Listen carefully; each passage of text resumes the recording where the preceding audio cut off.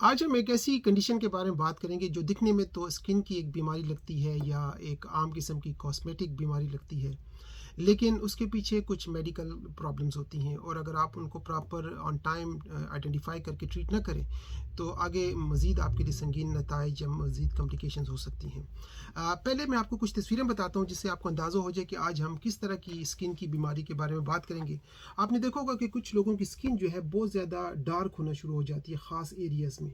ये एक तस्वीर है अंडर आर्म की, आर्म पिट की, और यहाँ पर आपने देखा होगा कि डार्क किस्म की स्किन जो है ना बनना शुरू हो गई है। कुछ लोगों को यही कंडीशन उनकी गर्दन के पास, नेक के पास होना शुरू हो जाती है। बहुत सारे लोग ये कंप्लेन करते हैं कि उनके जो प्राइवेट पार्ट्स हैं, ग्रोइन एरिया है, वहाँ की स्किन, जेनाइटल की जो स्किन है वो बिल्कुल डार्क या ब्राउन किस्म की होना शुरू हो गई है। इवन जहाँ पर आपकी स्किन फोल्ड होती है, जहाँ पर भी फोल्डिंग एरिया होगा वहाँ पर बाज़ औक़ात आपने देखा होगा कि स्किन डार्क कलर की या उसमें पैचेस बनना शुरू हो गए हैं। तो ये एक मेडिकल कंडीशन है और इसके पीछे कुछ मेडिकल रीजंस हैं और यही मैं आज आपके साथ डिस्कस करके इसका कुछ सोल्यूशन हम ढूंढेंगे कि अगर आप इसको ठीक करना चाहते हैं तो आपके पास कौन कौन सी होलिस्टिक या कन्वेंशनल मेडिसिन में ऑप्शंस मौजूद हैं। पहले हम देखते हैं कि इस बीमारी को मेडिकली क्या कहा जाता है। इस बीमारी का नाम है एकेंथोसिस नाइग्रिकन्स। एकेंथोसिस नाइग्रिकन्स एक मेडिकल कंडीशन है जिसमें होता ही है कि आपकी स्किन के ऊपर बैरूनी तौर पर कुछ चीज़ अपेयर होना शुरू होती है और वहाँ की स्किन मोटी हो जाती है, ड्राई होना शुरू हो जाती है, कभी कभी उसमें खारिश होगी और नॉर्मली देखा गया है कि वहाँ का जो कलर होता है वो डिसकलर होना शुरू हो जाता है। यानी अगर आपकी स्किन बहुत फेयर थी पहले और अब उसके ऊपर पैचेज आना शुरू हो गए तो उसके पीछे ज़रूर कोई वजूहत हैं। इसमें दो टॉप की वजूहत होती हैं। एक वजह होती है इंसुलिन रेजिस्टेंस, यानी जब आपकी बॉडी कार्बोहाइड्रेट्स या शुगर या स्वीट चीज़ों के खिलाफ आपकी बॉडी बनाती है इंसुलिन और वो प्रॉपर तरीके से काम नहीं करती और उस कंडीशन को मेडिकली हम कहते हैं इंसुलिन रेजिस्टेंस, यानी आपकी बॉडी इंसुलिन बना रही है लेकिन वो इफेक्टिव तरीके से शुगर को या कार्बोहाइड्रेट्स को मेटाबोलाइज नहीं कर रही। दूसरी एक कंडीशन हो सकती है हार्मोनल इम्बैलेंस, कि जब आपके हार्मोन्स, लेडीज़ में जब हार्मोनल इम्बैलेंस होता है, चाहे वो पीसीओएस की कंडीशन हो, पॉलीसिस्टिक ओवरियन सिंड्रोम जिसको कहते हैं, पीसीओडी भी कहा जाता है, यानी उनकी ओवरीज में सिस्ट बनना शुरू होती है तो हार्मोनल इम्बैलेंस है। तो ऐसी लड़कियों को भी देखा गया है कि उनकी स्किन के ऊपर मुख्तलिफ किस्म के पैचेज आना शुरू हो जाते हैं या स्पॉट्स बनना शुरू हो जाते हैं। इवन ख़वातीन जब मेनोपॉज के करीब होती हैं या क्रॉस करती हैं तो उनकी स्किन के कलर भी चेंज होना शुरू हो जाए। तो ये इसके पीछे दो बड़ी वजूहत हैं, एक है इंसुलिन रेजिस्टेंस और दूसरा है हार्मोनल इम्बैलेंस। दो वजूहत और भी हो सकती हैं लेकिन वो इतनी ज़्यादा नहीं होती है। एक होती है जेनेटिक, यानी अगर आपकी फैमिली में आपके बड़ों को इस तरह की बीमारी है तो आप में भी आने का ख़तरा हो सकता है। और एक कंडीशन जिसमें ये होता है कि आप कोई दवाइयाँ ले रहे होते हैं किसी और बीमारी के लिए, तो वो दवाइयाँ आपको बाज़ औक़ात साइड इफ़ेक्ट देती हैं, तो फ़ायदा भी होता है उन दवाइयों का, साथ ही साथ आपको उनके साइड इफ़ेक्ट मिलते हैं तो आपके अंदर इस तरह की बीमारी आना शुरू हो जाती है। लेकिन बेसिकली जब भी आप देखें कि आपकी स्किन जो है ना गर्दन के पास, ख़ासकर गर्दन के पिछले हिस्से में या अंडर आर्म में या किसी और एरिया में आपको अचानक डार्क होना शुरू हो गई है तो उसको आप लाइट ना लें और उसको कोशिश करें कि प्रॉपर चेकअप कराएं, क्योंकि ये एक इंडिकेटर है कि आगे चलकर शायद आपको शुगर की बीमारी या जो डायबिटीज़ होती है वो हो सकती है। तो अगर आप इसको ऑन टाइम कंट्रोल करेंगे और इसके अलावा आप अपनी डाइट को इम्प्रूव करेंगे तो हो सकता है कि आपको आने वाली जो बीमारी है जिसको हम शुगर या डायबिटीज़ कहते हैं उससे भी आप बच सकते हैं। नॉर्मली जब आप डॉक्टर्स के पास जाते हैं, कन्वेंशनल तरीके से इसका इलाज करते हैं तो क्रीमें दी जाती हैं। उससे ये होता है कि आपको वक्ती तौर पर लगता है कि आपकी स्किन जो है ना वो बेहतर होना शुरू हो गई है, फेयरनेस उसमें आने शुरू हो गई है, ग्लो आना शुरू हो गई है। लेकिन बाज़ औक़ात ये क्रीमें जो है ना आपकी बीमारी को, ख़ासकर स्किन की बीमारी को सप्रेस कर देती हैं, यानी वो बीमारी मज़ीद दब जाती है और बाद में ये बीमारी मज़ीद बड़े प्रेशर के साथ फोर्सफुली दोबारा निकलती है। क्योंकि आप स्किन की बीमारियों को इन क्रीमों, स्टेरॉइड्स वगैरह के साथ कंट्रोल तो कर सकते हैं, यानी उनको लोकली ट्रीट तो कर सकते हैं लेकिन उनको ख़त्म करना बड़ा मुश्किल होता है। लेकिन होलिस्टिकली जब हमारे पास मरीज़ आते हैं तो हमारी कोशिश होती है कि चाहे कोई भी बीमारी हो, हम ये देखते हैं कि उसके पीछे वजह क्या है, वो बीमारी कब से है, उसके पीछे वजह क्या है और मरीज़ को किस तरह के सिम्टम्स आना शुरू हुए हैं। और इस बीमारी में भी हम देखते हैं कि पीछे वजह इंसुलिन रेजिस्टेंस है, उनकी फैमिली की इनहेरिटेंस कंडीशन आ रही है, या वो कोई दवाई ले रहे हैं जिस वजह से उनको मसला आना शुरू हो गया है, या उनके अंदर कोई हार्मोनल इम्बैलेंस है। आप यकीन करें, हमारे पास मरीज़ आते हैं, एक मरीज़ मेरे पास आई कुछ दिन पहले और उसकी खांसी ख़त्म नहीं हो रही थी, पिछले 3 से 6 महीने उसकी खांसी ख़त्म नहीं हो रही थी।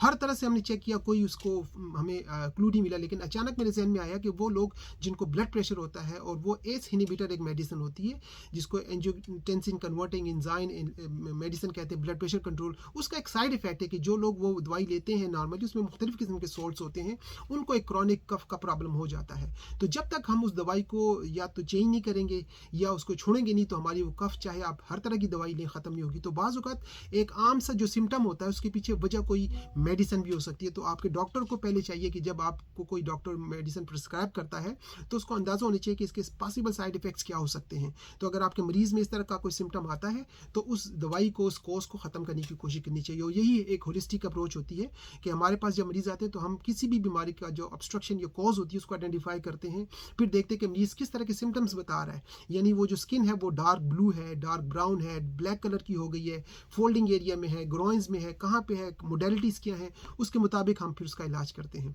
तो अभी मैं आपके साथ कुछ ऐसे हर्बल सप्लीमेंट शेयर करूँगा जिनका अगर आप इस्तेमाल करें, कुछ चीज़ें लगाने की मैं आपको बताऊँगा जो अगर आप घर से इस्तेमाल करके इसका इलाज करना चाहें तो आप अपनी कंडीशन को बेहतर कर सकते हैं। क्योंकि हम इस बीमारी को वक्त से पहले कंट्रोल कर सकते हैं, और जब बीमारी के जो सिम्टम्स आपको बताते हैं उसको कंट्रोल किया जाए तो ये जो सिम्टम्स आपको ज़ाहिर हो रहे हैं, जो स्किन डिस्कलरेशन है, वो भी बेहतर हो सकती है। तो सबसे पहले तो अगर आप अपने घर से इलाज करना चाहते हैं तो आपके किचन में दो बड़ी बुनियादी चीज़ें होती हैं। एक को हम कहते हैं हल्दी, और दूसरे का नाम होता है, आप जानते हैं, नीम। यानी नीम ज़ाडिरेक्टा जिसको हम इंग्लिश में कहते हैं होम्योपैथी में, और साथ टर्मेरिक। इसकी आप बनाएं पेस्ट, और पेस्ट बनाएं आप एलोवेरा जो जेल होती है गुड क्वालिटी की। तो एलोवेरा फ्रेश लें, उसके अंदर आप डालें हल्दी और थोड़ा सा डालें नीम का पाउडर, इसको मिक्स करें और आप उसको लोकली लगाएं। तो आप देखेंगे कि आपका जो पिगमेंटेशन का मसला है, कोलाज़मा, मेलाज़मा, इस तरह की जो फ्रैकल्स स्किन पर बनते हैं लोगों के, तो वो काफ़ी हद तक बेहतर हो सकते हैं। क्योंकि जो हल्दी होती है इसके अंदर आपको एक एंटी इन्फ्लेमेटरी और एंटीसेप्टिक प्रॉपर्टीज़ पाई जाती है, और ये आपकी स्किन को भी बेहतर करती है। जो नीम होता है इसके अंदर भी आप जानते हैं कि इचिंग, बर्निंग किस्म की कंडीशंस होती हैं। स्किन को प्यूरिफाई करने के लिए हम नीम का इस्तेमाल करते हैं। और एलोवेरा तो वैसे ही आपकी स्किन को फ्रेश करती है, रिजेनरेट करती है, आपकी स्किन के जो ओरिजिनल कलर है उसको लाने में मदद कर सकती है। तो गुड क्वालिटी की एलोवेरा में आपने डालना है नीम और थोड़ी सी डालनी है हल्दी। अगर आपके पास ये नहीं है तो आप फिर गुड क्वालिटी का हनी ले लें, जो शहद होता है वो इस्तेमाल करें। उसमें भी आप थोड़ी सी हल्दी या ये जो मैंने बताया नीम का इस्तेमाल करके पेस्ट बना सकते हैं।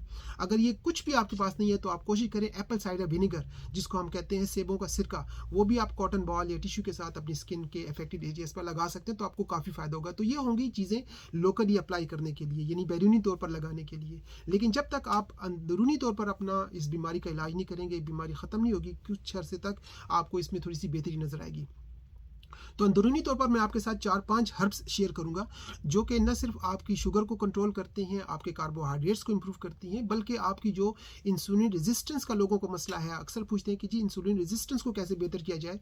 तो 4-5 मैं आपको हर्बल सप्लीमेंट बताता हूँ। अगर आप उनके सप्लीमेंट्स कुछ ऐसे लेंगे तो आपको जो इंसुलिन रेजिस्टेंस का मसला है काफ़ी बेहतर होगा। एक सप्लीमेंट है, उसका नाम है बर्बरीन। ये आप सप्लीमेंट गोलियाँ कैप्सूल इसके मिलते हैं, इसका आप इस्तेमाल कर सकते हैं। बर्बरीन के अलावा आप मेथी दाना जिसको हम कहते हैं फेनुग्रीक सीड, वो भी इस्तेमाल कर सकते हैं। सिनेमन जिसको दारचीनी कहा जाता है, और जो करेले का पाउडर होता है वो भी इसमें हेल्प करता है। तो ये 4 जड़ी बूटियां मैंने आपको बताई, करेले का पाउडर, दारचीनी, मेथी दाना, फेनुग्रीक सीड और बर्बरीन। इन सब में से जो भी आपको मिलता है, ये 2 भी मिलते हैं, तो ये आप रेगुलर तरीके से इस्तेमाल करें तो आपके अंदर ये जो शुगर की टेंडेंसी है, अगर शुगर का लेवल बढ़ा हुआ है, तो इवन डायबिटिक पेशेंट जो होते हैं along their medicine, along their conventional medicine, अगर वो साथ ये सप्लीमेंट लेते हैं तो उनका जो शुगर का लेवल है मजीद भी बेहतर हो सकता है। अब इसके अलावा कुछ आपको डेली सप्लीमेंट लेने चाहिए। कुछ ऐसे सप्लीमेंट विटामिन होते हैं जो कि आपको डायबिटीज़ में, इंसुलिन रेजिस्टेंस में मदद करते हैं। उसमें जो सबसे टॉप पर होते हैं उसमें विटामिन डी है, जिंक है, ओमेगा 3 है, और एक है उसका नाम है अल्फा लाइपोइक एसिड। तो zinc, vitamin D, alpha lipoic acid और ओमेगा 3 ये आपको काफ़ी हेल्प करते हैं। एक और सप्लीमेंट मेरे जहन में आ रहा है जिसको कहते हैं क्रोमियम। तो अगर आप क्रोमियम का इस्तेमाल करेंगे तो अगर आपकी शुगर का लेवल बहुत बड़ा हुआ है, जिसको हम हाइपरग्लाइसीमिया कहते हैं, या शुगर का लेवल बहुत कम है जिसको हम हाइपोग्लाइसीमिया कहते हैं, तो क्रोमियम एक ऐसा सप्लीमेंट है जो कि इन दोनों कंडीशन में हेल्प करके विद इन 3 मंथ्स आपका जो शुगर का लेवल है उसको न्यूट्रलाइज करने में मदद कर सकता है। तो आप अपने डॉक्टर से मशवरा करने के बाद जो भी डेली सप्लीमेंट्स आपको चाहिए, चाहे जिंक है, विटामिन डी है, ओमेगा 3 है, अल्फा लाइपोइक एसिड है, या इवन जो मैंने क्रोमियम बताया, इनमें से आप 1 या 2 का इस्तेमाल करें तो आपको काफ़ी ज़्यादा फ़ायदा होगा। अच्छा, एक और चीज़ आप कर सकते हैं जिसको हम कहते हैं अरोमा थेरेपी, एसेंशियल ऑयल्स, यानी आप बैरूनी तौर पर कुछ ऑयल भी लगा सकते हैं। और जो स्किन के लिए 2 टॉप के एसेंशियल ऑयल हम हमेशा अपने स्किन की कंडीशन में, जिसमें इवन सोराइसिस है, एक्जिमा है, एक्नी है, उसमें इस्तेमाल करते हैं। एक है टी ट्री और एक है लेवेंडर। इन दोनों को आप किसी और तीसरे किसी बेस ऑयल, कैरियर ऑयल में मिक्स करें, जिसमें कोकोनट ऑयल बेहतरीन हो सकता है। अगर वो आपके पास नहीं है तो आप मीठे बादामों के तेल में इसको मिक्स करें और उसको भी आप अपनी स्किन पर लगा सकते हैं। तो उससे भी होगा कि आपकी स्किन में कहीं पर भी जो डार्कर स्किन की कंडीशन बनना शुरू हुई है वो बेहतर हो सकती है। तो जो एकैंथोसिस नाइग्रिकन्स बीमारी है, इसको अगर आप जड़ से ख़त्म करेंगे तो न सिर्फ आपकी स्किन ग्लो करेगी, आपको अच्छा लगेगा लोगों के साथ मिलने में, और आपको अपनी स्किन जो है लोगों से छुपाने की ज़रूरत नहीं पड़ेगी। आखिर में नाज़रीन, मैं आपके साथ कुछ होम्योपैथिक रेमेडी शेयर करूँगा, क्योंकि मेरी प्रैक्टिस है नेचुरोपैथी की। और नेचुरोपैथी में हम देखते हैं कि हमारे पास जब मरीज़ आते हैं तो वजूहात क्या हैं, कॉजेज़ क्या हैं, सिम्टम्स क्या हैं, और फिर हम सिलेक्शन ऑफ मेडिसिन करते हैं कि हर्बल मेडिसिन में कौन सी मेडिसिन मदद कर सकती है, उनको विटामिन कौन सा चाहिए, और होम्योपैथी में हमारे पास कौन कौन सी ऑप्शन है। तो एक पैकेज हम बना के देते हैं। इसमें मैं आपके साथ 4 मेडिसिन शेयर करूँगा। पहली मेडिसिन का नाम है थूजा ऑक्सीडेंटैलिस। ये एक ऐसी मेडिसिन है उन लोगों के लिए जिनको खासकर वैक्सीनेशन के बाद स्किन की बीमारियाँ या कोई भी बीमारी बनना शुरू हो, ऐसे मरीज़ जिनके ऊपर जो ना एबनॉर्मल ग्रोथ्स होती हैं, जिसको हम टैग्स भी कहते हैं, कुछ लोगों को वार्ट्स होते हैं, करूनाज, वरूकाज होते हैं, कॉन्स होते हैं। तो अगर आपके जिस्म के ऊपर कहीं पर भी एबनॉर्मल ग्रोथ्स हुई हैं किसी भी किस्म की, तो उसको ख़त्म करने के लिए थूजा ऑक्सीडेंटैलिस मेडिसिन काफ़ी मदद करती है। अगर आपकी स्किन में डार्क पैचेस भी हों, वहाँ पर खारिश हो, वहाँ पर बहुत ज़्यादा जलन हो, और हीट में आपकी तकलीफ बढ़ जाती हो, और आपकी स्किन मोटी भी हो गई, तो उस कंडीशन में आपको एक मेडिसिन चाहिए, इसका नाम है सल्फ़र।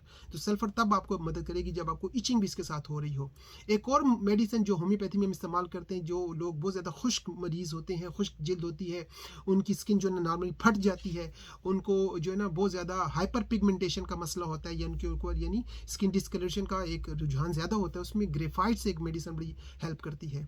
और अगर ख़वातीन में ख़ासकर मसला हो, जब उनको हार्मोनल इम्बैलेंस हो, चाहे वो पीरियड्स के दरमियान है, PCOS की कंडीशन है, या इवन अराउंड मेनोपॉज है, तो CPA एक हमारी बहुत बेहतरीन मेडिसिन है। और ख़ासकर अगर आपका प्रॉब्लम आपकी गर्दन, आपके चेहरे के ऊपर कुछ इस तरह के मामलात होना शुरू हो जाएं, इवन कुछ लोगों को हर्सुटिज्म एक बीमारी होती है कि उनके ऊपर गैर ज़रूरी बाल आना शुरू हो जाते हैं, खासकर ख़वातीन में आपने देखा होगा कि यहाँ पर गैर ज़रूरी बाल आते हैं, तो उसमें भी CPM मेडिसिन एक बेहतरीन मेडिसिन है, क्योंकि इसने आपके हार्मोन्स को बैलेंस करना है। जब हार्मोन्स बैलेंस होंगे तो आपकी बहुत सारी जो जहरी बीमारियां हैं वो भी ठीक होंगी।